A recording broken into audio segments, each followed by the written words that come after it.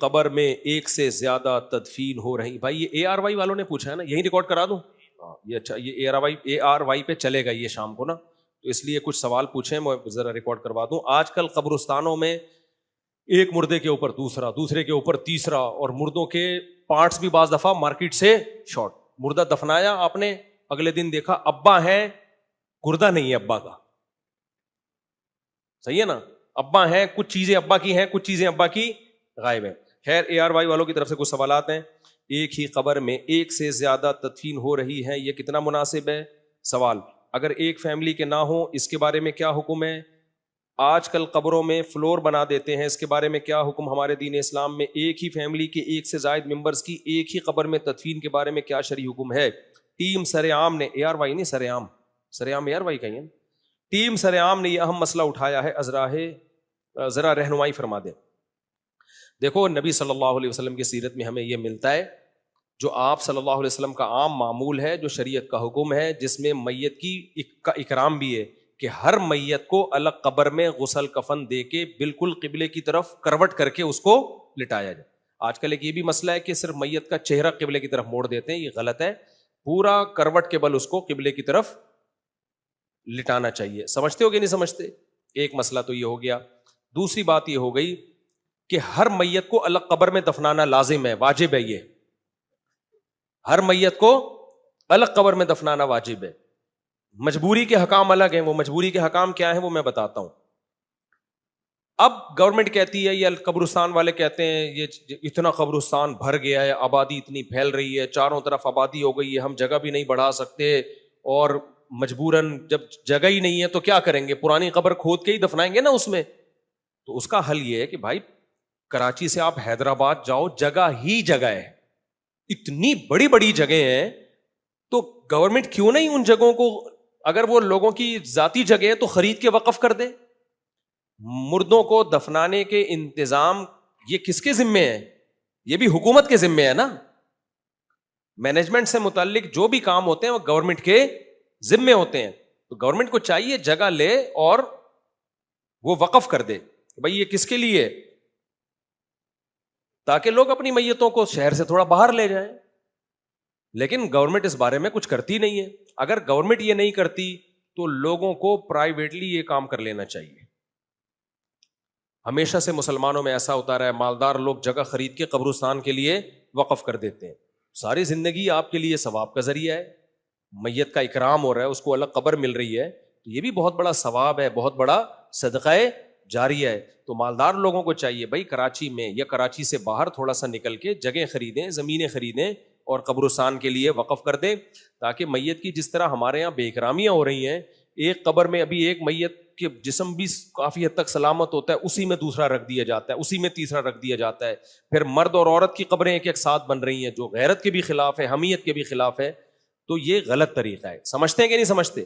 ہاں, جہاں مجبوری ہوگی, جب تک ایسا نہیں ہو رہا تو پھر غزوہ احد کی مثال ہمارے سامنے موجود ہے کہ رسول اللہ صلی اللہ علیہ وسلم نے شہدائے احد میں ایک قبر میں کئی کئی شہداء کو دفنایا ہے. اس کی وجہ یہ تھی کہ 70 کے قریب شہداء موجود تھے, تو اور ان کو قبر کھودنے والے بہت کم تھے, بہت تھوڑے سے صحابہ تھے نا, تو میت کو اتنی دیر تک باہر رکھنا یہ مناسب نہیں تھا.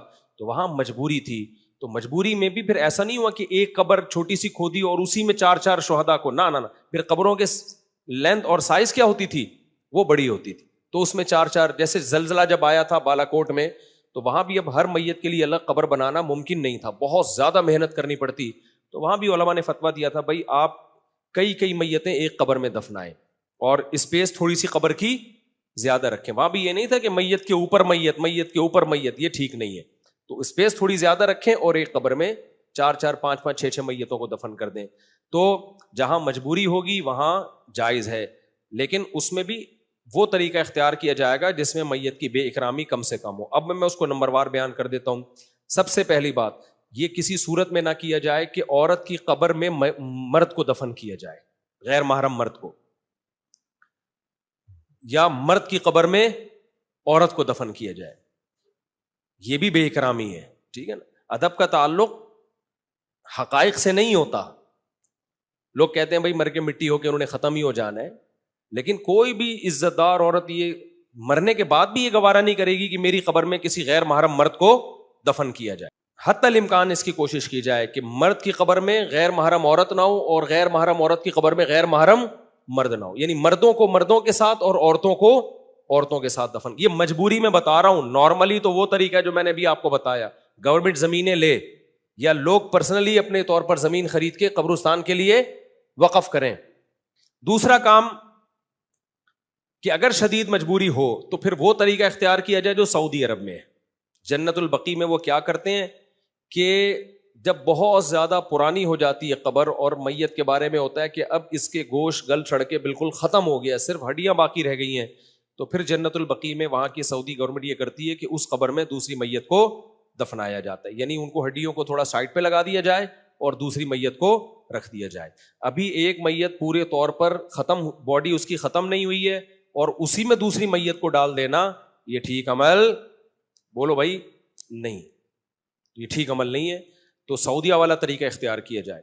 علماء نے یہ بھی بیان کیا ہے کہ 10 سال اگر گزر جائیں نارمل ٹیمپریچر والے علاقے میں, جیسے ہمارے یہاں گرمی ہوتی ہے, تو 10 سال کے بعد میت کا جسم بالکل ختم ہو چکا ہوتا ہے, تو مجبوری میں اسی قبر میں آپ دوسری میت کو دفنا سکتے ہیں, ہڈیوں کو سائڈ پہ کر کے دوسری میت کو دفنا دیا جائے. 10 سال میں عام طور پر ایسا ہوتا ہے.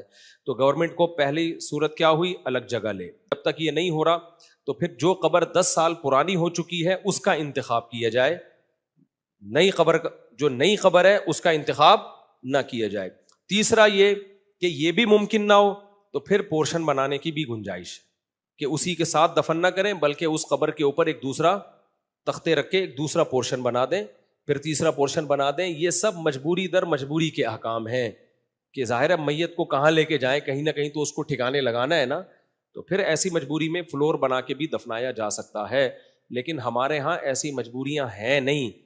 ایک یعنی یوں سمجھیں کہ وہی جو سستی پر میرا بیان ہوا ہے نا, سستی سے بچنے کے لیے ٹینشن کو سر سے اتارا جا رہا ہے.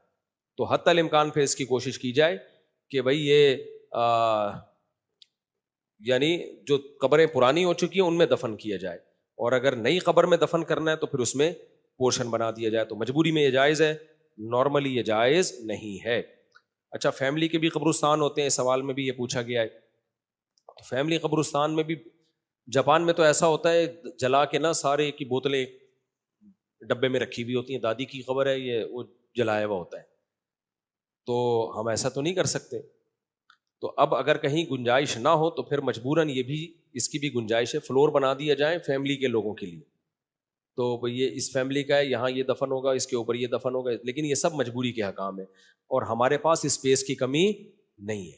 مجبوری تو جب ہوتی نا جب اسپیس نہ ہوتی ہمارے پاس.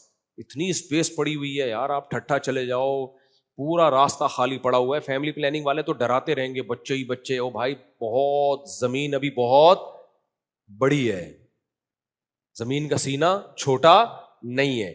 تو کراچی سے آپ حیدرآباد جائیں یا کراچی سے بلوچستان کی طرف جائیں, بہت بڑا علاقہ خالی پڑا ہوا ہے. پورا کراچی بھی تسلی کے ساتھ 6-6 فٹ کی قبریں ہر ایک کو مل سکتی ہیں, ابھی بڑے آرام سے مل سکتی ہیں. تو اس لیے یہ دعویٰ نہیں کرنا چاہیے کہ ہمارے پاس اسپیس نہیں ہے. جو لوگوں کی زمین ہے آپ وہ خرید کے وقف کر دیں. ایک تاجر نہیں کر سکتا, 8-10 تاجر مل جائیں کہ یار کراچی میں قبرستان بہت چھوٹے ہو گئے ہیں, تو ہم جو ہائی وے کے قریب جو ہے 8-10 تاجر ہم مل کے ایک بہت بڑی جگہ لے لیتے ہیں تاکہ مسلمان میتوں کو عزت اور احترام کے ساتھ دفنایا جا سکے. میت کا اکرام بھی صدقہ جاریہ میں ہی آتا ہے. ایک شخص نے مجھے بتایا کہ مجھے ایک لاش ملی تو کوئی اس کو ہاتھ لگانے کے لیے تیار نہیں. کہہ رہے ہیں میں نے اس کو غسل دیا, کفن دیا, اس کی تصویر لے لی تاکہ کوئی گاؤں کی بات ہے, کوئی لواحقین میں سے کوئی ملے تو اس کو بتا سکیں بھائی یہ بندہ ہے, اس کی یہ خبر ہے. غسل کفن خود اپنے ہاتھوں سے کر کے اس کو جنازہ پڑھ کے میں نے دفنایا اور اس کی قبر پہ نام بھی لکھ دیا تاکہ اگر کوئی تلاش کرتا ہے تو مجھے مل جائے. کہہ رہے خدا کی قسم مجھے اتنا سکون ملا, مجھے ایسے لگ رہا تھا زندگی میں اس سے بڑی نیکی میں نے کبھی بھی نہیں کی. میت کی خدمت ہے کیا؟ انسانیت کی آخری خدمت تو یہی ہے نا کہ اس کو تمیز سے غسل کفن جنازے کے ساتھ دفنا دو, یہی ہے نا. تبھی تو میں کہتا ہوں اپنے باپ کو اپنے ہاتھوں سے غسل دیا کرو. تم نے باپ کی زندگی میں خدمت کی ہو یا نہ کی ہو, آخری خدمت کا موقع ملا ہے, اس میں بھی لوگ عیدی سینٹر بھیج دیتے ہیں. تو آخری خدمت تو اپنے ہاتھوں سے کر لو, ابا کو غسل دے دو, کفن دے دو, اپنی ماں کو اپنے ہاتھوں سے, بیٹیوں کو چاہیے غسل کفن دیں. تو یہ بھی خدمت نہیں ہو رہی آج کل کی نئی نسل سے, کہہ رہے ہیں عیدی سینٹر بھیج دو, وہاں جا کے خود ہی غسل کفن کر دیں گے. تو انسانیت کی خدمت میں سب سے آخری خدمت کا جو اللہ موقع دیتا ہے وہ یہی موقع دیتا ہے کہ بھائی یہ جنازہ, یہ میت ہے, اس کو غسل دو, کفن دو, عزت کے ساتھ, احترام کے ساتھ اس کو قبلہ رخ کر کے لٹا دو اور اللہ کی امانت اللہ کے حوالے کر دو. تو اس لیے مسلمان تاجروں کو اس میں بڑھ چڑھ کے حصہ لینا چاہیے. بھائی چند تاجر مل کے کہیں کہ یار ہم یہ کتنی بے اکرامی ہو رہی ہے, بنارس کا قبرستان دیکھو, ایک میت کے اوپر دوسری میت, پھر اگلے دن قبر ہی نہیں مل رہی ہوتی, اس میں کتے بھی سرنگیں بنا کے جا رہے ہیں اور کیا کچھ ہو رہا ہے بے اکرامی.